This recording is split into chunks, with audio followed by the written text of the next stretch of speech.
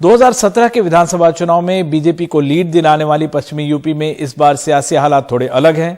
पहले दौर के मतदान में हिंदू मुस्लिम ध्रुवीकरण की राजनीति का ज्यादा असर क्यों नहीं दिखा, जानने के लिए देखिए हमारे सहयोगी रविश रंजन शुक्ला की यह ग्राउंड रिपोर्ट।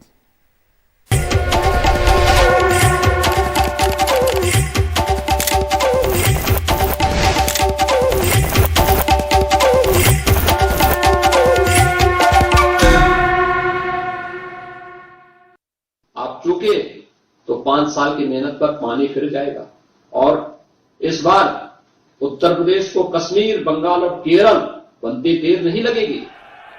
यूपी में पहले चरण के मतदान के दौरान योगी आदित्यनाथ के इस बयान के कई मायने हैं। 2017 में पश्चिमी उत्तर प्रदेश की 58 सीटों में से 53 सीटें जीतने वाली बीजेपी के लिए दरअसल इस बार हालात अलग हैं। 2017 में बीजेपी को वोट देने की बात कह चुके राकेश टिकैत जैसे कई प्रभावशाली जाट नेताओं में सरकार को लेकर नाराजगी है और जयंत चौधरी के प्रति नरमी देखी जा रही है। राकेश टिकैत कहते हैं कि इस बार हिंदू मुसलमान का खेल यहाँ नहीं चलेगा। मुख्यमंत्री को इस तरह की हर वो उसी तरफ लेकर जा रहे आंदोलन को, उसको जिन्ना मुगल ये नहीं, अब नहीं चलेगा। जनता समझदार होगी अब तो। जिन स्टेडियम में ये मैच होते थे वे स्टेडियम ही तोड़ दिए। दरअसल 2017 के विधानसभा चुनाव में जाट मतदाता बीजेपी की तरफ था और पश्चिमी उत्तर प्रदेश में करीब 30 सीटों पर इनके वोट निर्णायक हैं, जबकि पहले चरण की 2 दर्जन सीटें ऐसी हैं जहां मुस्लिम वोट निर्णायक हैं। ऐसे में मुसलमान और जाटों को साधने के लिए जयंत चौधरी और अखिलेश ने कई पुराने मुस्लिम चेहरों को बाहर भी किया है। इसके बावजूद बीजेपी के प्रभावशाली जाट नेता संजीव बालियान इस बार भी अपनी जीत को लेकर आश्वस्त दिख रहे हैं। पश्चिम की जो हवा है ना, पछुआ बोलने हमारे यहाँ गाँव में, वह फसलों के लिए बहुत बढ़िया हो, कीड़े मकोड़े सब मर जा, और यह भारतीय जनता पार्टी के लिए बहुत बढ़िया। जब पश्चिम में फेज हुए हैं 14, 17, 19 खूब बढ़िया चले। अब अगर पहले चरण के मतदान के जमीनी हालात को देखें तो इस बार जाट मतदाता बीजेपी और आरएलडी सपा में बंटा दिख रहा है। बीजेपी के कुछ स्थानीय विधायकों के खिलाफ नाराजगी, गन्ना भुगतान का मुद्दा, बढ़ती महंगाई, बेरोजगारी और किसान आंदोलन का भी प्रभाव दिख रहा है। का भी आसान दिखा रहे कि हमने गन्ने का भुगतान कर दिया। जो जाट और मुसलमान के गठबंधन की बात करें वो साथ आएंगे 100%। अच्छा, 100% साथ हैं जो है, मुसलमान आगे हैं और जाट पीछे हैं। तो हर मुद्दा महंगाई का है। सर महंगाई बहुत बड़ा मुद्दा है, इससे बहुत ज्यादा है। तेल 200 रुपए किलो, कोई तू है 80 रुपए किलो तेल, तो 200 रुपए किलो। महंगाई सबसे बड़ा मुद्दा है। यही वजह है कि पश्चिमी उत्तर प्रदेश के इस पहले चरण में बीजेपी के संगीत सोम, सुरेश राणा, कपिल देव अग्रवाल, मृगांका सिंह जैसे तमाम नेताओं की सीट पर कड़ा मुकाबला देखने को मिल रहा है।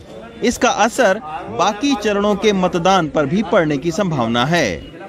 यही वजह रही कि बीजेपी के हिंदू वोटों के ध्रुवीकरण के खिलाफ अखिलेश यादव ने अपने कई पुराने मुस्लिम उम्मीदवारों के टिकट काटे और अपने कई प्रत्याशियों को आरएलडी के निशान से चुनाव लड़वाया, ताकि जाट मतदाताओं को बीजेपी से दूर किया जा सके। मुजफ्फरनगर से दिलशाद, मोहम्मद मुरसलिन और संकेत उपाध्याय के साथ रविश रंजन शुक्ला, एनडीटीवी इंडिया।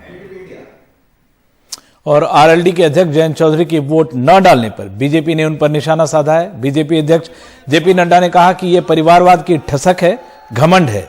जयंत ने सुबह कहा था कि उनका वोट मथुरा में है और वो वोट डालने की कोशिश करेंगे, लेकिन शाम 6 बजे तक भी वो मतदान केंद्र नहीं पहुंच सके।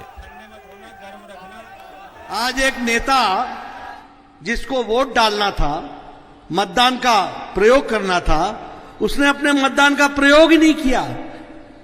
ये परिवारवाद की ठसक है, ठसक, घमंड।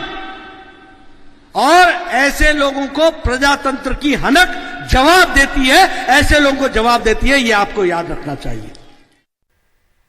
अब 17 फरवरी से दिल्ली विश्वविद्यालय खोला जाएगा। छात्रों के विरोध प्रदर्शन के बाद आखिरकार यह फैसला लिया गया है। छात्र लंबे अरसे से इसकी मांग कर रहे थे और पिछले 3 दिनों से इन्होंने एक बार फिर से आंदोलन को तेज कर रखा था।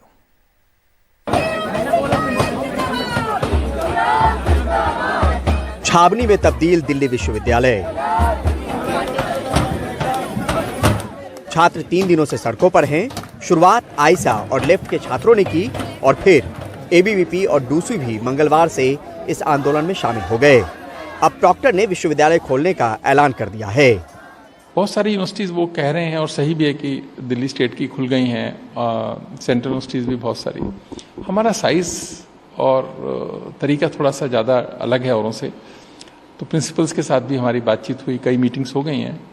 तो सैनिटाइजेशन से लेके इतने सारे इश्यूज़ हैं जो एड्रेस करने हैं। और दूसरी बात, हमारे पास 65% स्टूडेंट बाहर के हैं, उनको भी एक टाइम देना है कि उनको रिजर्वेशन कराना है, दिल्ली आना है, उनके रहने की व्यवस्था है, सारा हम देख रहे हैं। तो बहुत जल्दी यूनिवर्सिटी खोलेंगे, अब ना खोलने का तो प्रश्न ही नहीं है। जूस पिलाकर डूसू के आंदोलन को प्रॉक्टर ने विराम दिया, ऐलान किया।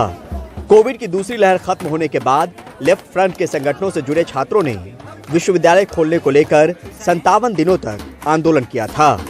ओमिक्रॉन और तीसरी लहर के बाद उन्हें आंदोलन रोकना पड़ा था।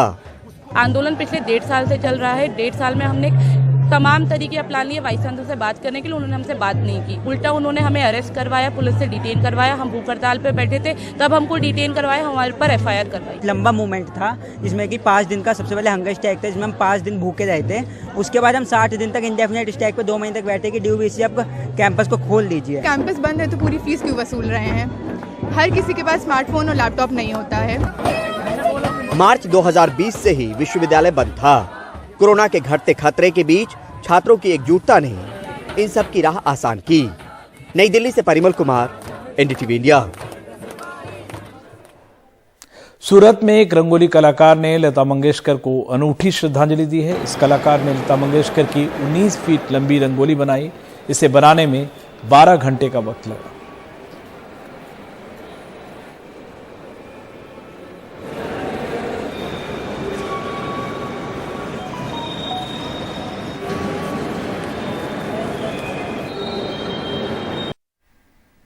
राष्ट्रपति भवन का ऐतिहासिक मुगल गार्डन 12 फरवरी से आम लोगों के लिए खुलने जा रहा है। मुगल गार्डन आम लोगों के लिए 12 फरवरी से 16 मार्च तक खुला रहेगा।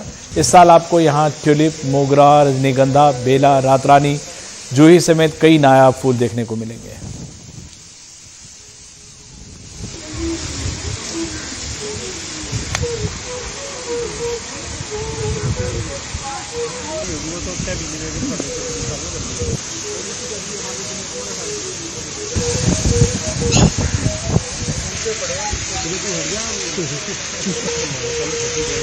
और यहाँ के रोज गार्डन में गुलाब की 135 किस्में हैं। तमाम तरह के फूल बेहद खूबसूरत।